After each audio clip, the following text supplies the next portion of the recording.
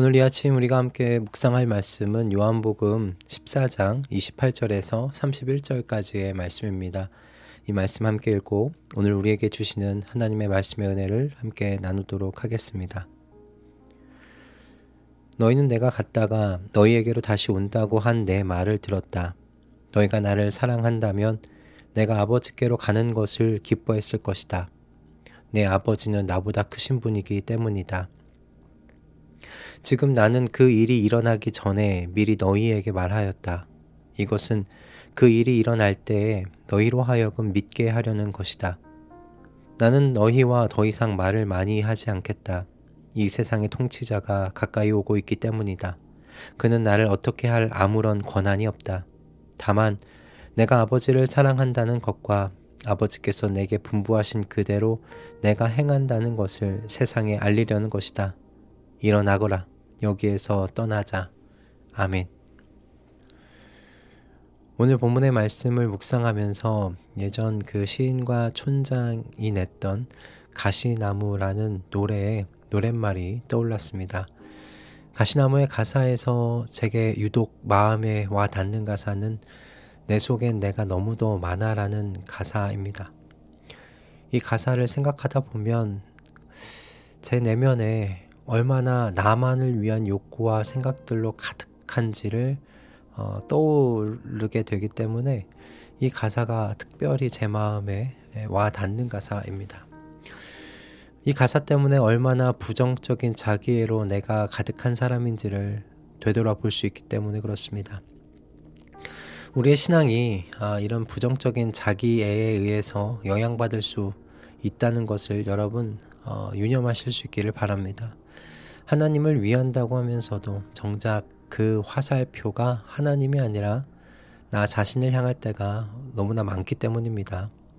하나님의 영광이 아니라 내가 조금이라도 영광받고 세상에서 드러나 보여졌으면 하는 바람들이 너무나 많은 곳에 교묘하게 끼어들어와 있다라는 것을 여러분 자신을 돌아보면서 한번 곰곰이 생각해 보았으면 좋겠어요. 요한복음 14장의 오늘 이 말씀은 13장의 6월절 만찬 자리에서 연결되고 있는 말씀이죠. 예수님께서 제자들에게 그들이 예수님이 가시는 곳에 따라올 수 없다고 하니까 베드로를 선두로 모든 제자들이 주님을 따라가겠다고, 목숨까지 내가 바쳐서라도 따라가겠다고 이야기합니다. 이 장면만 생각해 보면 주님을 둘러싼 모든 제자들이 예수님을 깊이 생각하고 사랑한다고 그렇게 우리가 여길만 하죠. 그러나 오늘 예수님은 제자들의 마음 중심을 푹 찌르십니다. 너희가 나를 사랑한다면 내가 아버지께로 가는 것을 기뻐했을 것이다. 내 아버지는 나보다 크신 분이기 때문이다. 그러니까 제자들이 주님을 그렇게 깊이 사랑하고 있지 않다는 것을 이렇게 돌려서 이야기하신 겁니다. 제자들은 예수님이 떠나신다는 말씀에 두려워하고 염려했습니다. 그 두려움과 염려는 예수님을 향한 것이 아니라 제자들 자신들이었죠. 자신들의 미래, 자신들이 생각했던 앞으로의 계획들이 헝클어지는 순간이었기 때문입니다. 예수님을 생각하고 사랑하는 것 같았지만 제자들의 마음은 정작 자기 자신을 향한 사랑으로 지금 가득해 있었던 겁니다. 그러나 이런 제자들에 비해 예수님께서 보여주신 모습은 어떻습니까? 완전히 다른 모습이었습니다. 예수님 안에는 하나님 아버지와 제자들에 대한 사랑으로 충만하셨어요. 29절에서 예수님께서 이렇게 제자들에게 앞으로 일어날 일을 다 이야기해 주신 이유, 그것이 제자들을 부끄럽게 하시기 위함이 아니라는 것을 말씀하시죠. 그들이 앞으로 겪는 일들을 통하여 예수님에 대한 믿음을 더욱 굳건하게 만드시기 위함이라고, 그들이 흔들리지 않게 준비시키기 위함이라고 말씀하십니다. 예수님은 십자가의 죽음을 향해 나아가시는 바로 그 순간에도요, 제자들을 생각하신 거예요. 30절 말씀도 마찬가지입니다. 예수님을 잡으러 오는 자들을 만나게 될 텐데 그들이 가진 권세가 커서 예수님을 잡아갈 수 있는 것이 아니라는 말씀이죠. 그들에게는 예수님을 어떻게 할 아무런 권세도 고난도 없다고 말씀하십니다. 그러니 제자들에게 이야기하신 겁니다. 내가 잡혀가는 모습을 보고 놀라지 말아라. 두려워하지 말아라. 그들이 뭔가 더 큰 권세가 있어서 나를 끌고 가는 것이 아니다 라는 말씀이죠. 예수님께서 더 높은 권세에 의해 끌려가는 것이 아니라 예수님 스스로 자진해서 가는 거다. 그렇게 말씀하시는 겁니다. 그러니 제자들이 오해하고 두려워할 것이 걱정되어서 주님께서는 이런 말씀을 남기시는 거죠. 이렇게 29절과 30절에요. 제자들을 향한 예수님의 사랑이 드러납니다. 그리고 31절은 십자가의 죽음을 통하여 하나님 아버지를 향한 예수님의 사랑과 순종이 나타난다.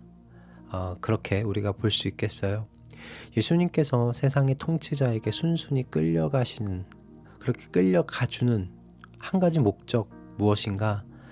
하나님의 아들이신 예수님께서 아버지를 얼마나 사랑하시는지를 바로 그 순종을 통해서 보여주시려는 것이고, 아버지께서 아들에게 분부하신 것을 아들이 그 사랑 안에서 행한다는 것을 세상에 보여주기 위함이라고 31절에서 이야기하십니다. 예수님은 자기의 내면에 이렇게 제자들을 향한 사랑과 아버지를 향한 사랑으로 충만하셨다는 것을 세상에 나타내셨습니다. 그 사랑이 제자들을 향해서는 정말 한없이 낮아지는 섬김으로, 그리고 아버지를 향해서는 순종함으로 나타났지요. 그렇게 예수님은 자기 마음에 가득한 것을 세상에 알리셨습니다. 오늘날 세상은 자기에 취하여 자기를 알리려고 합니다. 내가 얼마나 유능한 사람인지, 내가 얼마나 필수 불가결한 사람인지, 내가 얼마나 큰 비전을 가진 사람인지 말입니다. 또는 자신이 생각한 것이 옳다고 믿고 그것을 관철하려고 하죠. 주변에 얼마나 많은 사람들이 피 흘리고 있는지는 상관없이 말입니다. 이런 세상의 흐름에 우리 가족들은 여러분 자신을 내어주지 않으실 수 있기를 바랍니다. 여러분이 얼마나 중요한 사람인지를 드러내는 것이 중요한 일이 아닙니다. 중요한 것은 여러분이 그리스도께서 가신 길을 묵묵히 걸어가고 있는 사람인가 하는 것에 있습니다. 이웃을 향한 사랑으로 내가 한없이 낮아질 수 있는 사람인가가 중요한 것이고요. 하나님의 말씀에 순종으로 응답할 수 있느냐가 중요한 것입니다.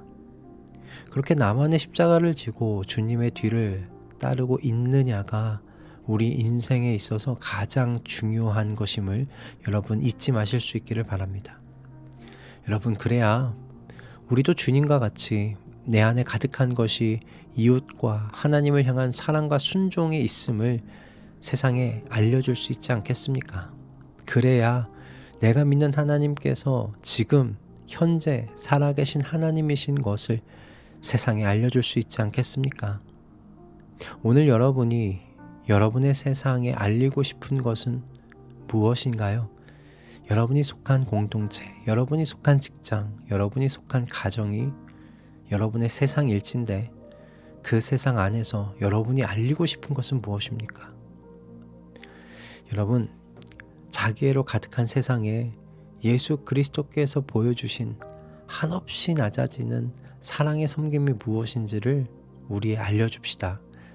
자기 자신을 위한 삶으로 가득한 세상에서 살아계신 하나님을 향한 사랑에서 나온 순종의 깊이가 무엇인지를 알려줍시다. 그렇게 예수 그리스도, 우리 주님께서 사신 삶을 우리 살아가 보십시다.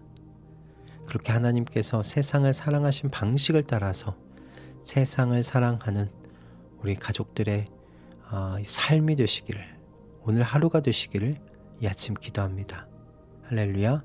기도하겠습니다.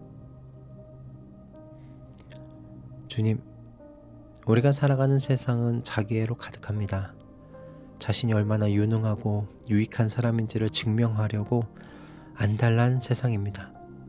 세상은 그렇게 자기를 광고하는 사람들로 가득합니다. 이런 세상에서 우리는 주님께서 걸어가신 길을 따라 가기를 소원합니다.